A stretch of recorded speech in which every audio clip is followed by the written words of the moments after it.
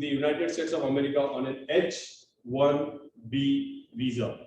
Okay, B is for boy. So that's a work permit visa, which at that time I had no clue because I was super excited just to go to the US.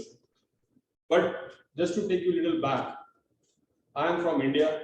My native place is Mangalore, Bajpe, and my dad was a farmer. So for them, like, there was no running water or electricity in the house. So you can imagine if there was no running water or electricity in the house, so there was no refrigerator, right? And even going to the restroom was going to the nature. But my father like gave me education. So I come up from the grassroots level. How can an individual like me, who's educated, I did my BCom with marketing management from the Maharaja Sayaji Rao University in Baroda. I did my master's in marketing management in at MCOM in Baroda. I did my post-graduation diploma in human resource development, and then I did my labor law.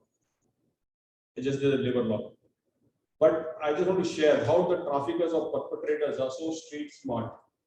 They are one step ahead of the victims and 10 steps ahead of the law enforcement agencies. My marriage is an arranged marriage. I got married on May 29, 1994. So I'm happily married for 27 years and 5 months. But I got married on 4 things. I got married on a trust, on a faith, on a promise, and a commitment. So when I was invited to the United States of America, I went on 4 things. I went on a trust, I went on a faith, I went on a promise, and I went to live American dream. I was doing very well in India. I just want to give you small tips. Like, I was working for BPL. You know, knowing the BPL brand, which was in collaboration with Sands. It was in collaboration with Sanyo. So I was heading the appliances division. I had a car, I had a driver, I had somebody who would pick up a briefcase. I met Kapil Dev. I've done interactions with all the top delegates in India. I was in the news. But temptation. In India, in Gujarat, there is a saying here today: going to America is like going to Swarg. You know, America jada Swarg jawa jevu chhe. Ne khali Bhagwan na khas manas ne amantran male. Only God chosen people get selected, not everybody. So then when I got the visa and I was super excited, people say, "Oh ma, tu to Bhagwan, tu to America jai, Swarg ma jai." So that level of freedom and the level of passion was so high. So I was thinking, oh, wow, okay. But I landed in the United States of America in the year 2003. The day I landed, my trafficker told me, "Harold, are you carrying any cash?" And I said, "Yes, I was carrying $1,000 cash." And he tells me, "Harold, this is America, this is US. You can't carry any cash, it's not safe." And I was like, I just believed it. So I gave my cash and I gave all my documentation. Friends, that's a red flag. Never ever give your documentations to anyone, whichever country you go. You have the birthright. It's your birthright to keep the documentations with you. I made a mistake, but you all please do not make that mistake. But anyway, I gave the documentation, I gave the $1,000 cash, thinking that it is in safe custody. It never came to my mind, okay. And I was to work in a company as a business development manager on a $75,000 salary per year plus benefits. In 2003, $1 was 48 rupees. It was mucho money. Okay, you know how we Indians think, whatever it is, right? We convert into rupees. Right now, $1 is 75 rupees, right? So we said, oh wow. So he made us work in a restaurant, my wife and myself. And my wife was on an H-4 dependent visa. And at that particular time, I didn't know that if you are on a dependent visa, you are not legally supposed to work. So my trafficker, he manipulated, tricked, and trapped me. And within weeks, I would say within 2 weeks, we were working from 8 hours, 10 hours, and it straight away became 14 to 16 hours a day. Every day we were putting in 14 to 16 hours a day, 7 days a week, 365 days. There was no weekly off, there was no time break, nothing. What happens to an individual? You break down. And labor trafficking and debt bondage. I would say labor trafficking in the United States of America happens at 4 places and many 4 places and many other places. Number 1, it happens at restaurants. Number 2, it happens at gas stations. Number 3, it happens at convenience stores. Number 4, at hotels. Then at agriculture, farming, at salons, massage parlors. But these are the 4 places where I got re-victimized. This is a very big business. In labor trafficking, the risk factor is very thin, so thin, but the profit margins are very thick. Out of 10, until today, 9 do not get prosecuted. Please listen, 9 do not get prosecuted in the United States of America and even globally. I'm going to tell that. It's a $150 billion industry after drugs. And that is the reason people are become like a business for the traffickers. And other thing, all the traffickers or perpetrators are multi-millionaires. They are not poor people, they are multi-millionaires. They might be having a different face in the society, running various businesses. So we were meant to work. I just want to give you some tip of the iceberg, because this is just the tip of the iceberg. There is so much thing that's happening. There is a Bollywood film coming up. I just came for that. You all might have seen Dangal, Sanju, MS Dhoni, MS Sachin Tendulkar. So they're doing a biopic film on me, and so I just signed the life right agreement. The script writing is going on. They were in the United States of America, and Irfan Khan, you all know, is a good actor, but he died. May his soul rest in peace. So somebody else is going to do my role, and maybe I think when they do that.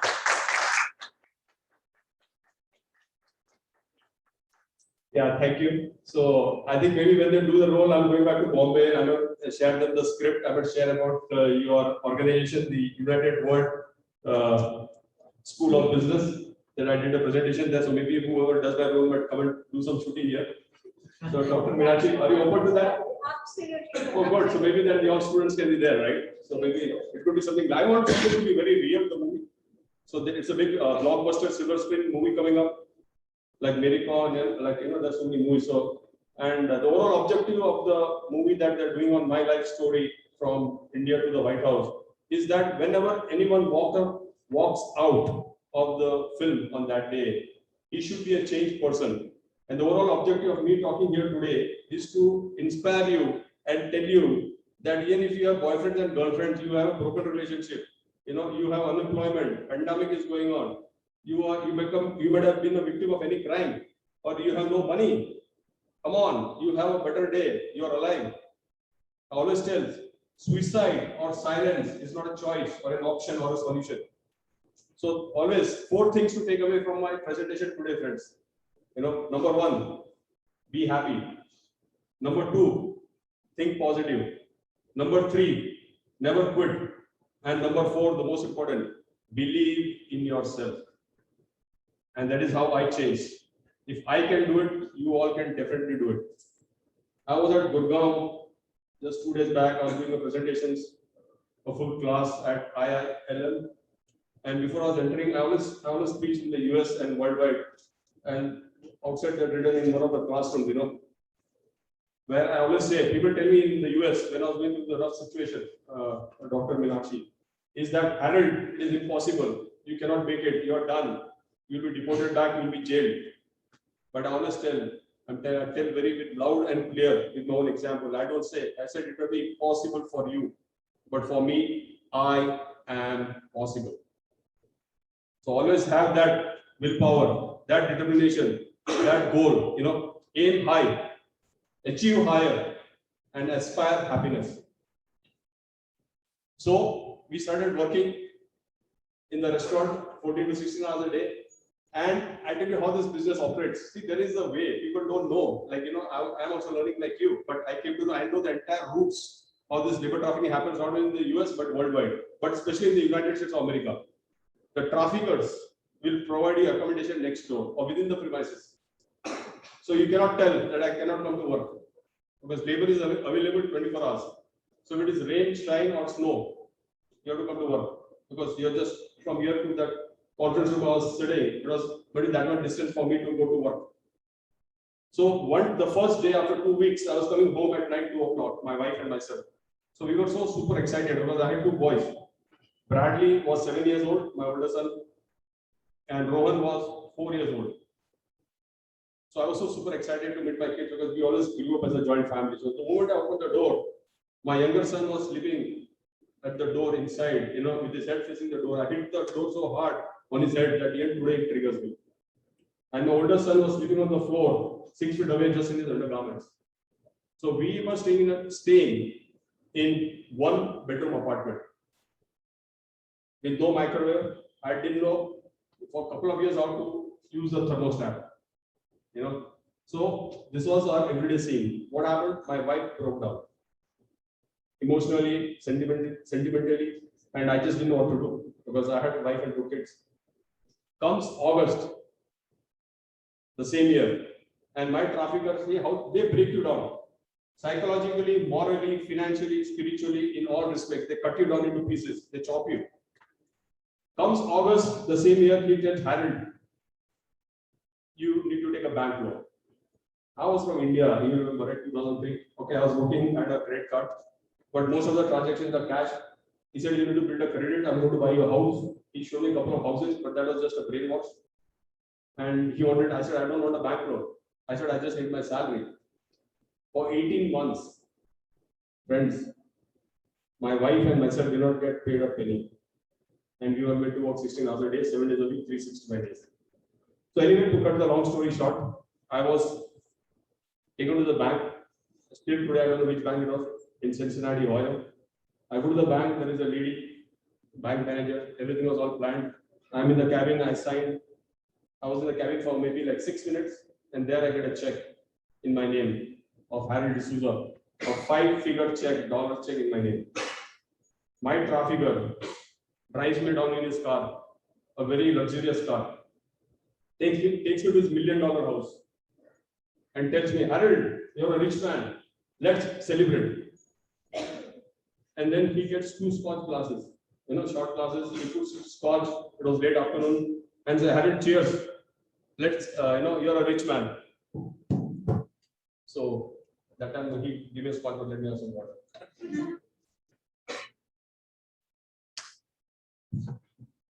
So I said, I tell him cheers. I gulped the scotch down, and before it could reach my stomach, he removes a chit from his pocket and he tells me, Harold,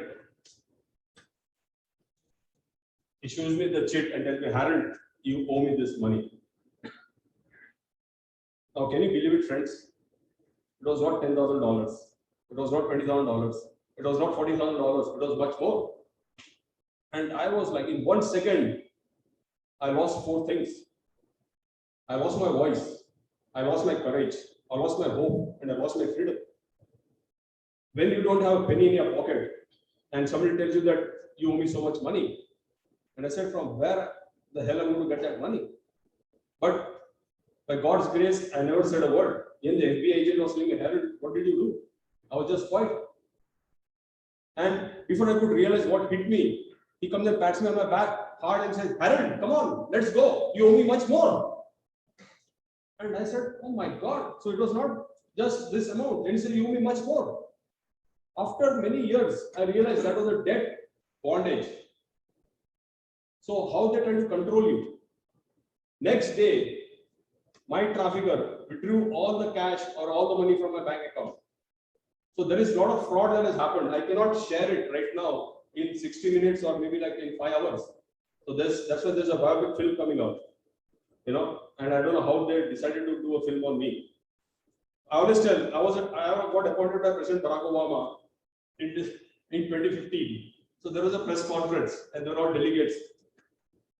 And they asked me, like, one of the ladies press delegate asked me, Harold, tell me something about yourself. So I always tell 3 things about myself. Number 1, I'm a common man. Number 2, I'm a failure. And number 3, I'm a sinner. Why I say I'm a common man? Saurabh knows we grew up in Baroda. We were neighbors. His mom and dad, as seen as a 3-year-old. For me, that time, growing up as a child, even 5 paisa, I don't know whether you know what is 5 paisa. I still have that 5 paisa in my house in US. 5 paisa, that gola used to come, pallu bhai, ting ting karke. I had to beg and plead and cajole my mom, So maybe in a month I will get once or twice. So I respect the money of 5 paisa. And that time Eclairs chocolate was 25 paisa. So 25 paisa to hota hi nahi tha pocket mein. So I should have 10 paisa. So 10 paisa was the rule. I also use that Gujarati Vade Buddhi, right? So I said, instead of 25 paisa, 10 paisa, why not get this hard candies? If you get this hard candy, then maybe you'll get 4 or 5. So I am a common man. And when I graduated BCom from MSc University, I never had a passport.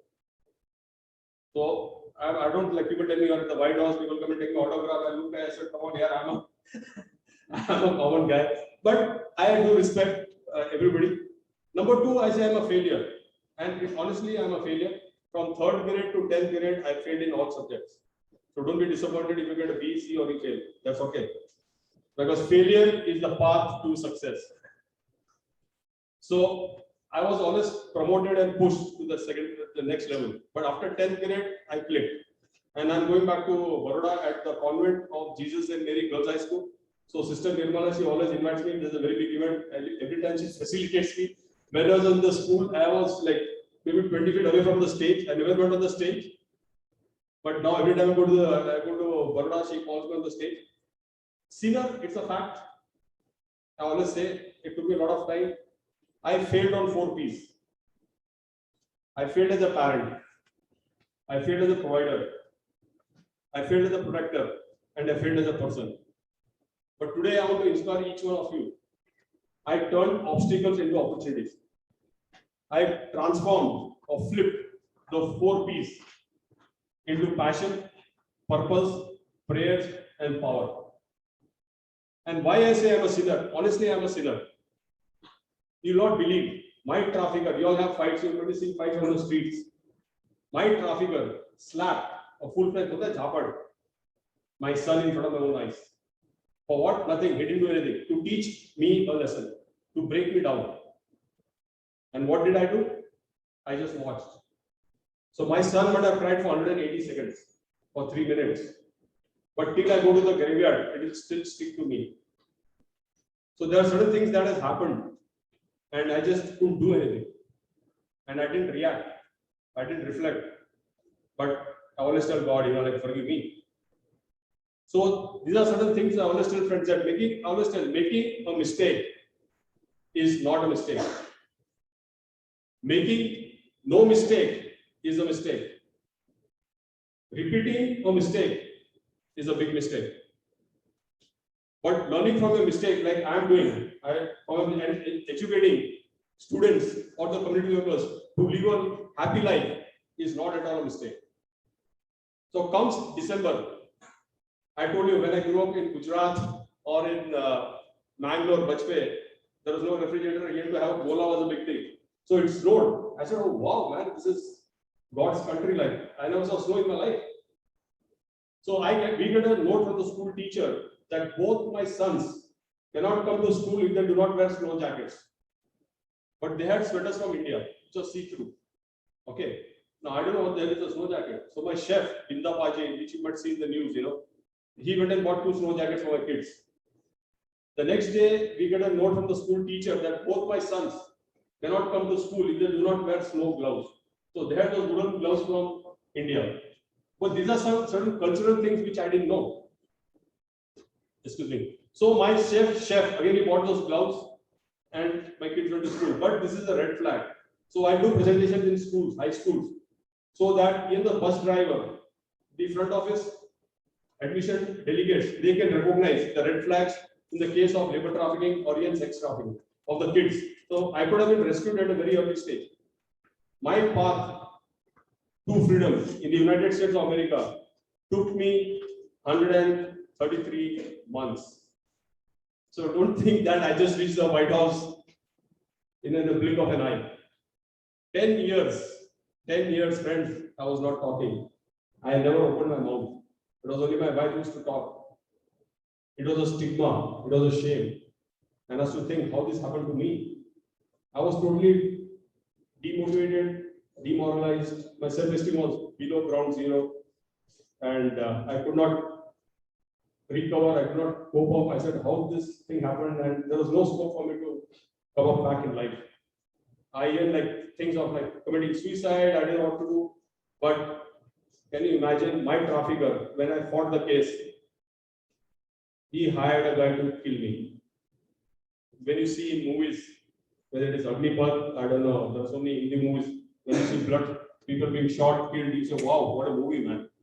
But when you get shot, you are in the hospital, they put 9 units of blood, and doctor says that, like, there are no chances. So I have kissed death multiple times. And I always tell, like, whether it is Narendra Modi, whether it is Mamata Banerjee, who is the Chief Minister, whether it is Harold D'Souza, whether it is Barack Obama, Donald J. Trump, Joe Biden, nobody gets a visa more than 36,000 days on this planet. That is 100 years. 100 years are not going to live. So the fear of death has gone from my mind, body, soul, totally. I always tell in the US also, मेरे नसीब में तो सूरत का जमन और काशी का मरण लिखा है, तो मैं तो अमेरिका में मरने वाला ही नहीं. So then I am not scared of death. If I have to die, I'll die. I told the judge also, take a gun and keep it on my template and kill me if you have the guts. But I said, I will not leave this country. I need justice. And I fought for justice, come what may. So I always said, never quit. I said, I always tell, if you are honest, no one in the world, I told the judge in the High Court, I said, if I'm honest, I said, I'm honest, no one in the world can put me in prison. And at the same breath, if somebody is a criminal, no one in the world can stop him to go to prison. So when I was very clear that I'm honest, nobody can touch me.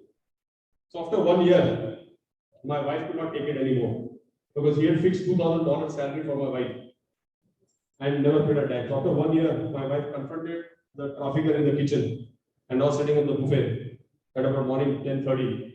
And my wife told the trafficker that, why don't you pay me my back wages? Can you imagine? We know, friends, that in the United States of America, traffickers, in case of labor trafficking or to the immigrants, they use more words. Number one, I'll get you arrested. Number two, I'll get you handcuffed. And when they say handcuffed, they do it by action. Number three, I'll get you jailed. And number four, I'll get you deported. So when my wife confronted the trafficker, he used these four words. I said, what are you talking? He looks into her eyes straight. Who told you to work? You're not supposed to work. You're illegal. What's your name, by the way? Huh? Sidra. Sidra. How do I spell that? S-I-D-R-A. S-I-D-R-A. Sidra. Okay. So your name is Sidra, right?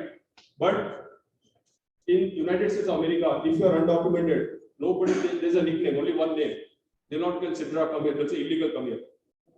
So they'll not say Harold, come here. They'll say illegal, come here. Anybody, yell today. You go to the US, you're undocumented, you're working in restaurants, gas station, convenience stores, hotel, anywhere. And once they know that you're undocumented, you're illegal, they know, oh, illegal, paper is illegal, so illegal. But friends, how it feels? It's a psychology. You think that you're a criminal.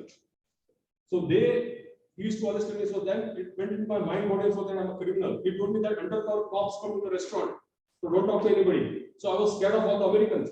I never spoke to anybody. See how they psychologically tricked me. This is a small example which you all know. You could have seen elephant at my village in Bangalore. Here, I think in Calcutta also. Those sadhus, they come and they ask for bhiksha. You give them. They have those baby elephants. Those baby elephants are tied with a thick chain and with a thick pillar. The baby elephants are very naughty. They want to run, and they bruise and they bleed and they surrender in their mind that they cannot run. The same elephant after 5 years can topple a car, can break a wall, it can uproot a tree. But that same elephant today, he stands with a thin jute rope, thin, and just tied to a bully, a small stick. What the elephant does, just lifts his leg up and down, and again up and down, and thinks that my leg is tied.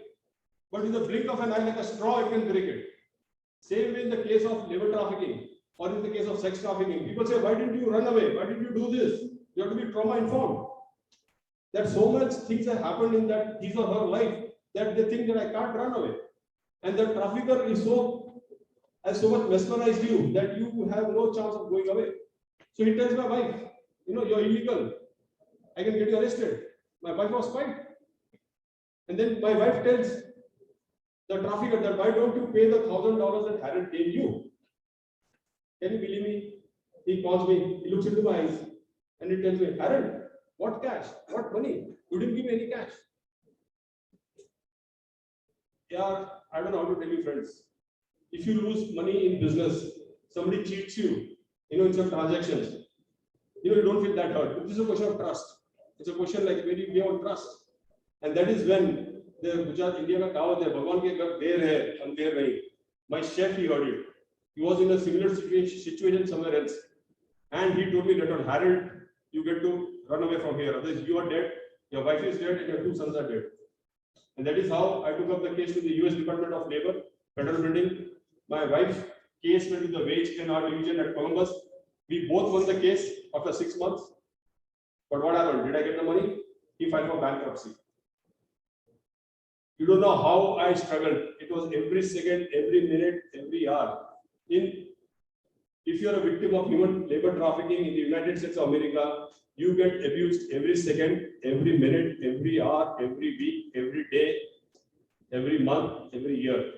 When you get abused or somebody speaks bad to you once in your lifetime, you don't remember. But that's why that is the reason many times a victim of labor trafficking or sex trafficking, they commit suicide.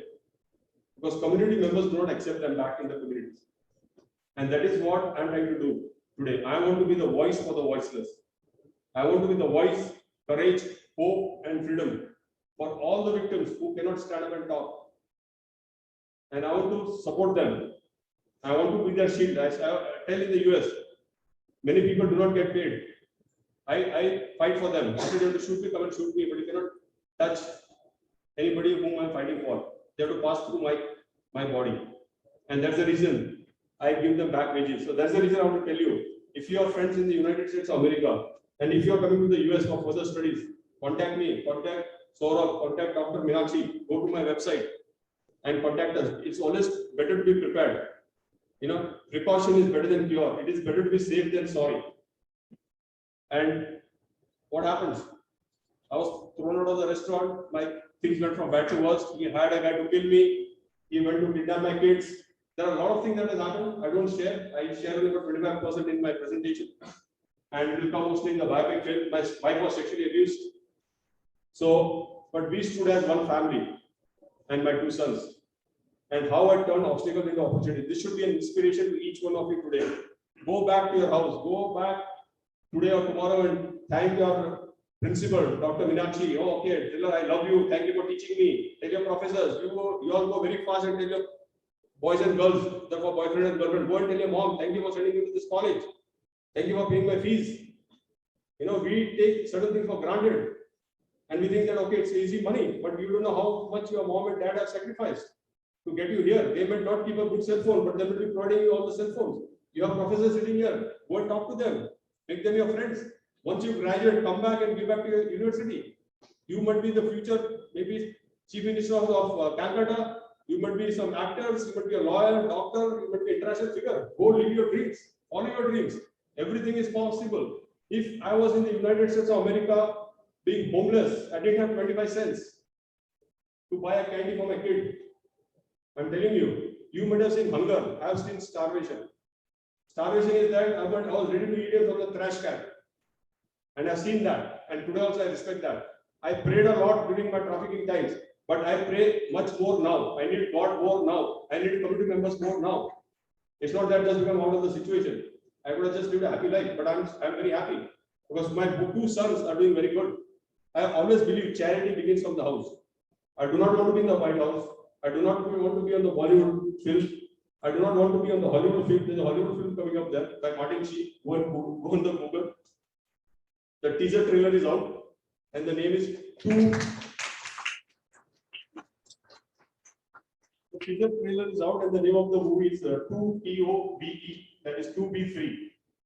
And I still remember a couple of years back, they had called me in a conference room. My wife was also there, and they were all Americans. I was only the brown skin guy there.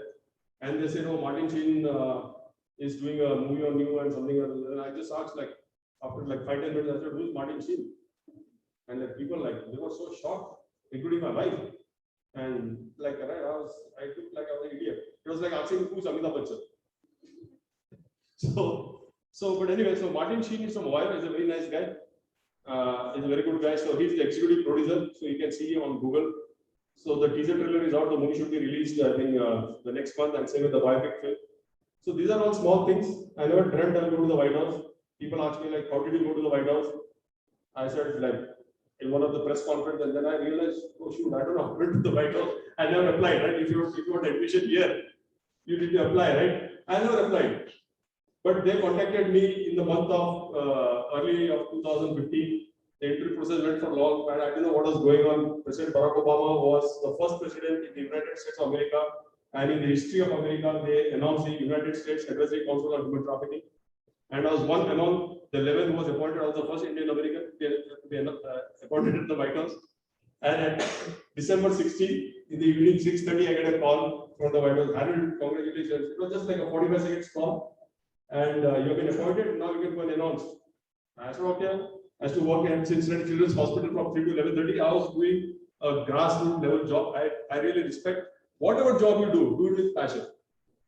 Do with full devotion. Whether it is cleaning your toilet, doing a glass of water to anybody of your friends in your house, anything. So I do not believe in customer satisfaction.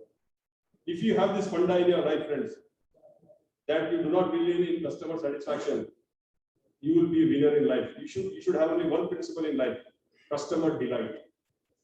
Whether it is your mom, it's your dad, your professors, your principal, anybody, even if you're going and serving, you're doing voluntary service, give your 100%, and you'll be automatically successful in life. And that is the principle I follow. My son, Bradley D'Souza, who's in California, I think he should be here in next one day or 2 days. I just spoke today morning. He's working for Tesla. You all are doing Tesla, right? All youngsters, Elon Musk. Right? So my son, who was zero, myself was zero. If father is zero, son, what? We didn't have any money, nothing. And I want to tell you how from rag to riches. So my son, Bradley D'Souza, was appointed as a national scholar in the US. He was appointed as a global scholar in the United States of America. He was invited to President Barack Obama's inaugural function when he was appointed for the first time. He has got numerous awards. He has been on TV talk shows. And if you Google Bradley D'Souza, you can read all his articles. He was appointed as the youngest board of directors at the age of 19 for Prevent Blindness. What I want to share with you, friends, all these boys and girls sitting here, is that age is just a number. Whether you're 12 years old, 22 years old, or 85 years old. My mother, who's in Baroda, is turning 85 on November 23rd. Right? Now I got her a smartphone, I've been teaching her, I've been doing WhatsApp with her, video call. I opened her Facebook account just 3 weeks back. And she's already got about 255 friends. She does not do ABC, like she's not, but I always like, come on, age, now she's super excited. Come on, why can't she do it? Just because she's 85 or she's nothing? No, I said, come on, woman empowerment, right? Indira Gandhi, okay, maybe Indira Gandhi ka chalta, right? I know, like in Dr. Manisha's place and all these ladies who are lecturers, I don't think the husband can say a word in the house. But that is woman empowerment. And I really respect that. I was talking to her just now that she's from Rajasthan. And a lot of my wife's friends are from Rajasthan. And when they're 18 or 19, they get married. And that's what she said. So I'm very proud of our parents. And here she is. I was in Delhi. I was doing, we have to give a class. Yeah, please. Oh, sorry. Miraji. So I was in Delhi, I was at Noida, and I was at 93.5 Bajate Road. I was doing a radio talk show, and the COO and director is Nisha, a lady, and even the CEO is Priya. So when I see ladies, I feel really inspired. I think age is like, there's no gender inequality. I went to at Obama's time at the White House. All the first advisors were ladies. So anyway, I just want to share about my journey. Like I told you what happened to my wife, my kids, and my younger son. His name is Rohan D'Souza. They say.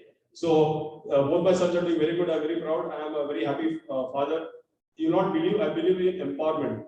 So my son Bradley D'Souza, he's handling the finance for the last 15 years, 15.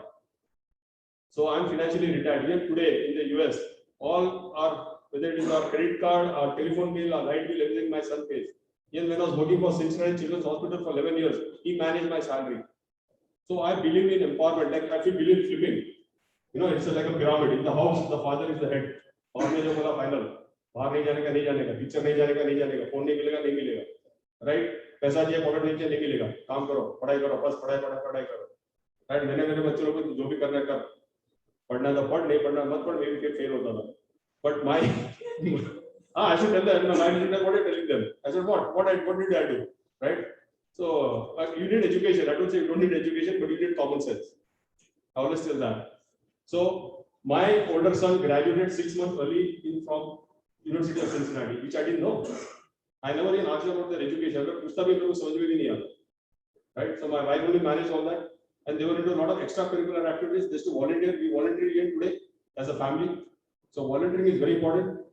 And my younger son Rohan, he graduated 1 year early from college, and then he got a job in Apple.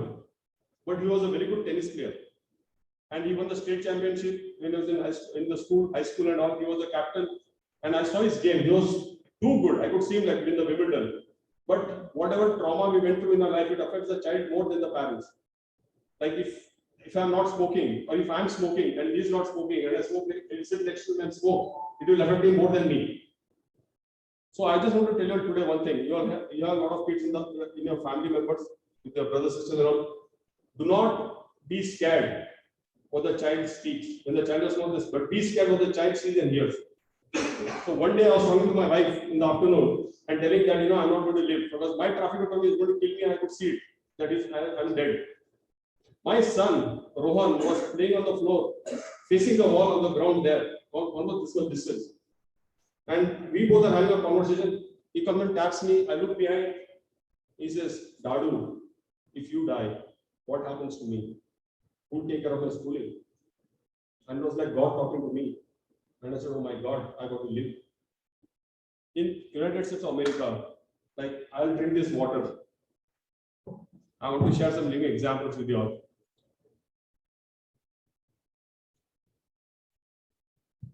You buy this. You buy slippers, you buy your dress, you buy a watch, in US, they buy human beings. Like, Saurabh will buy me for $30,000 and sell it to Dr. Manisha. Meenakshi, I'm sorry. Meenakshi. What I'm trying to say is that this is the reality. I'm not exaggerating. And this still happens today also. And that is how they create the dead bondage. And there are so many victims in the US who are suffering here today, Indians, but they don't tell a word. And that is why I'm trying to tell them, come on, tell. People say, Aja, America, Aja, acha. Maybe Faza to be aage first. After you land, then you realize. But I don't want that to happen. And there are so many people who are stuck there. One lady from North India paid 73 lakhs to come to the US.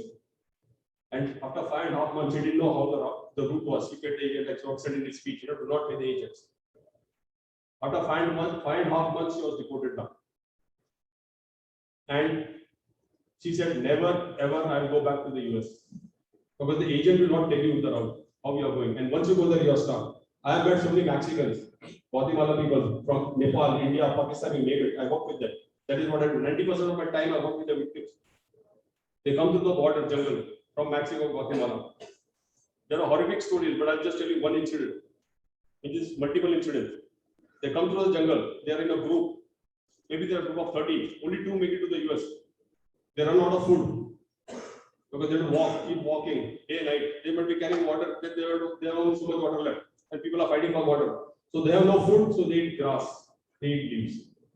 And when they do not have water, they drink their own urine. And this is the reality. And that is the reason I want to tell you all, do not come through with any agent.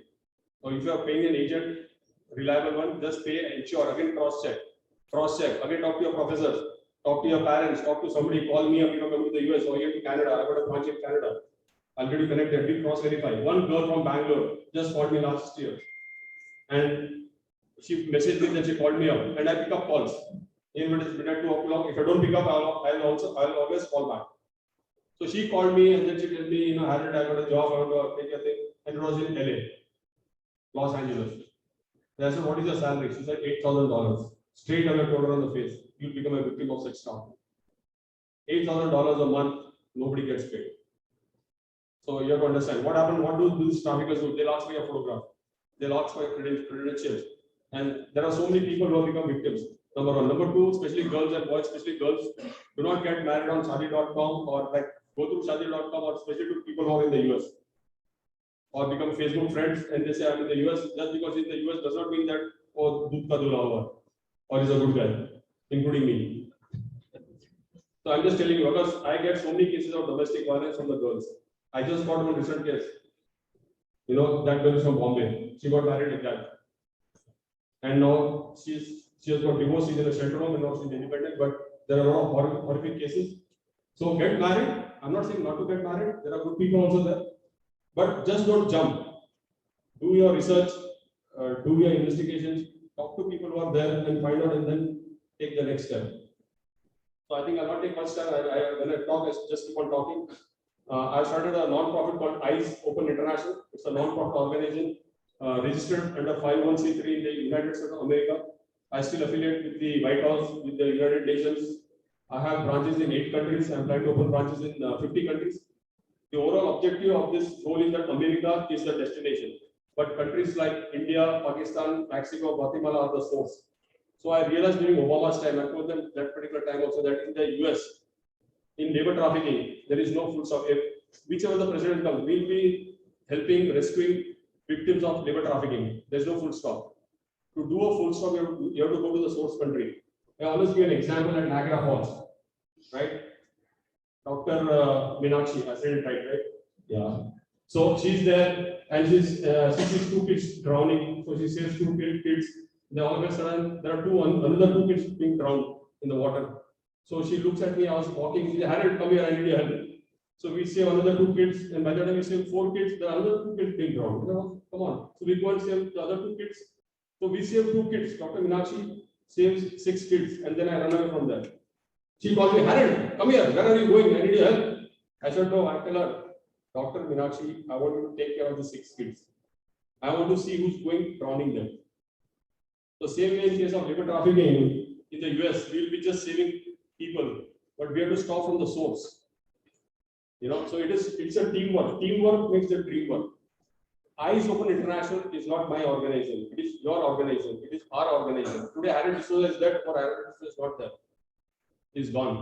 But this organization will continue. I believe in enlightenment. I believe in empowerment. I believe in education. You know, so these are certain things I believe in. And this is something that can be done through this as a teamwork. You can go on my website, www.eyesopeninternational.org, sign up for volunteering. That will help you for your jobs. It will help you for if you're going abroad for studies.